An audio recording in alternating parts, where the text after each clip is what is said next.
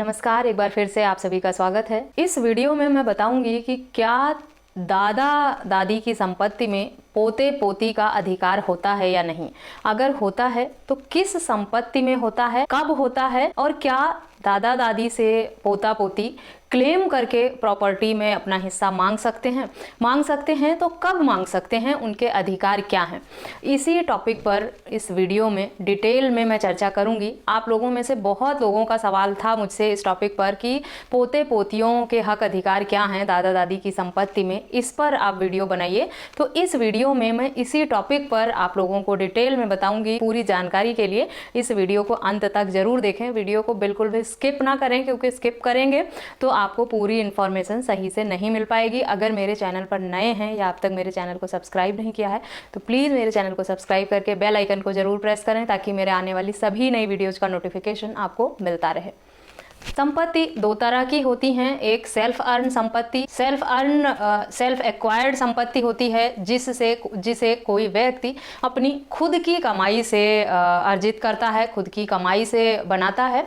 दूसरा होता है पैतृक संपत्ति, यानी जो हमारे पूर्वजों से हमें ट्रांसफ़र होती है, हमारे पीढ़ी दर पीढ़ी ट्रांसफ़र होने वाली जो संपत्ति होती है, जो हमारे पिता को हमारे दादा से और हमारे दादा को उनके पिता से मिली हुई होती है, उसे पैतृक संपत्ति कहा जाता है। इन दोनों संपत्ति में, पैतृक संपत्ति और सेल्फ एक्वायर्ड प्रॉपर्टी जो है, इन दोनों में हक अधिकार अलग अलग से दिए जाते हैं।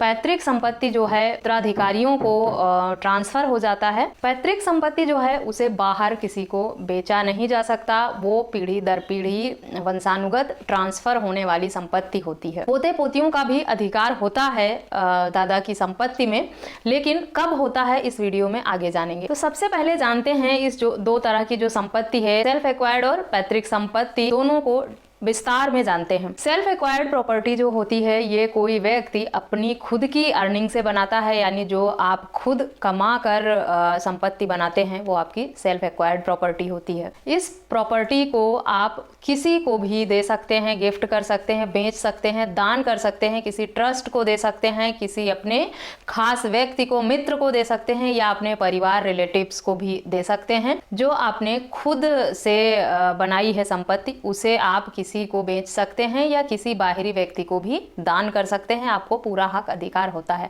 लेकिन जो हमारी पैतृक संपत्ति होती है उसे हम किसी बाहरी व्यक्ति को नहीं दे सकते, वो पीढ़ी दर पीढ़ी हमारे आने वाले वंशज को ही ट्रांसफर होती है। पैतृक संपत्ति को बाहर किसी व्यक्ति को, रिश्तेदार को, मित्र को या किसी संस्था को, किसी ट्रस्ट को या अपने किसी खास को नहीं दिया जा सकता, क्योंकि उस संपत्ति पे हमारे आने वाली पीढ़ी का ही हक और अधिकार होता है। अपने ब्लड रिलेशन में अपने जो उत्तराधिकारी हैं उन्हीं को इस संपत्ति की विल भी की जा सकती है। लेकिन जो आपकी खुद की अर्जित की हुई संपत्ति है, जो आपने खुद कमाकर बनाई है, उस संपत्ति की चाहे वो विल हो या गिफ्ट हो या किसी भी माध्यम से आप वो किसी बाहरी व्यक्ति को भी दान करने के लिए, देने के लिए, बेचने के लिए स्वतंत्र होते हैं। उसे बेचने से कोई आपको रोक नहीं सकता है, ना ही बाध्य कर सकता है। जो हमारी पैतृक संपत्ति होती है उसमें हमारे पुत्र को और हमारे पोते पोतियों को हक अधिकार तभी मिलते हैं, यानी किसी कारणवश या दुर्भाग्यपूर्ण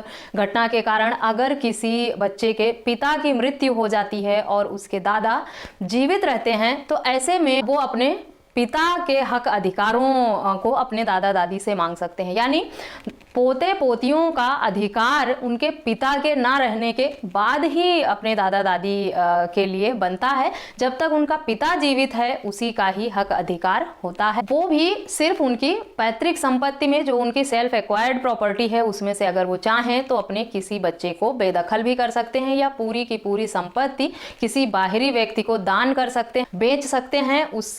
उससे उन्हें रोका नहीं जा सकता। सिर्फ पैतृक संपत्ति में ही ये उत्तराधिकारियों को हक अधिकार दिया गया है कि वो किसी बाहरी व्यक्ति को नहीं दिया जा सकता। यानी सीधे तौर पे कह सकते हैं कि पोते पोतियों को वैसे दादा दादी की संपत्ति में कोई अधिकार नहीं होता जब तक उनका पिता जीवित है, लेकिन अगर उनका पिता इस दुनिया में नहीं है तब वो अपने हक अधिकार की मांग अपने पिता की जगह उनका हिस्सा लेने के लिए मांग सकते हैं। पैतृक संपत्ति में उत्तराधिकार कानून ही लागू होता है, इसीलिए उसे किसी बाहरी व्यक्ति को नहीं दिया जा सकता, जबकि स्व अर्जित संपत्ति में व्यक्ति स्वतंत्र होता है। उसके लिए कोई बाउंडेशन नहीं है कि उसे आप अपने जो सगे संबंधी हैं, आपके जो उत्तराधिकारी हैं, आप उन्हीं को देने के लिए स्वतंत्र हैं। स्व अर्जित संपत्ति से बेदखल भी कर सकते हैं माता पिता अपनी संतान को, और जो उनकी सेवा करे या जो जिससे वो प्रसन्न हो या जिसे वो खुशी से देना चाहें उसे वो दे सकते हैं। वो व्यक्ति कोई भी हो सकता है जिससे उनका पहले से कोई संबंध ना हो, कोई खून का रिश्ता ना हो, उसे भी दे सकते हैं। तो आप लोगों का जो सवाल था कि दादा दादी की संपत्ति में पोते पोतियों का हक अधिकार होता है कि नहीं,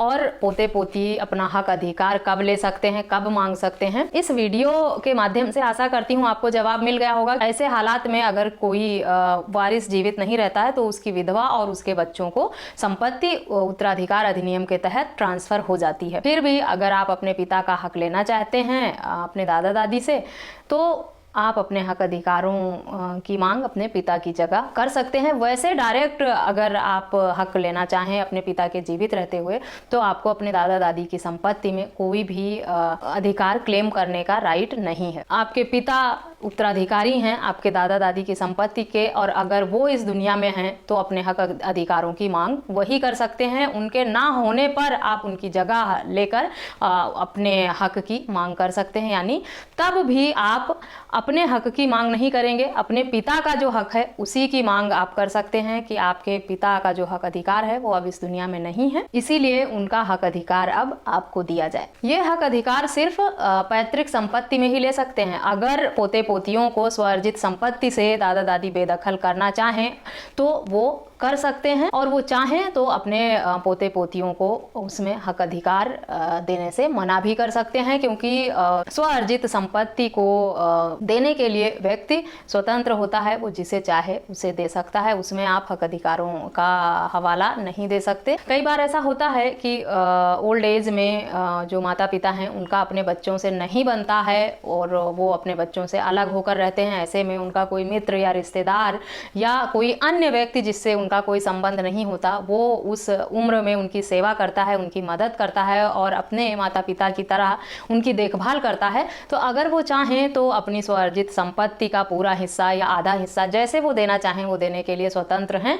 उसे आप वापस नहीं ले सकते, क्योंकि उसे वो अपने उत्तराधिकारियों को ही देने के लिए बाउंड नहीं है। उत्तराधिकार अधिनियम सिर्फ जो आपको पीढ़ी दर पीढ़ी संपत्ति मिलती है उसी पर ही लागू होता है, सेल्फ एक्वायर्ड प्रॉपर्टी पर लागू नहीं होता। आशा करती हूँ आप लोगों का जो सवाल था वो इस वीडियो के माध्यम से दे दिया होगा मैंने। मेरी वीडियो कैसी लगी मुझे कमेंट करके जरूर बताएं। किसी अन्य टॉपिक पर भी अगर आप वीडियो चाहते हैं कमेंट करके या व्हाट्सएप करके बता सकते हैं। इस वीडियो में बस इतना ही, मिलते हैं नेक्स्ट वीडियो में, तब तक के लिए थैंक यू एंड बाय।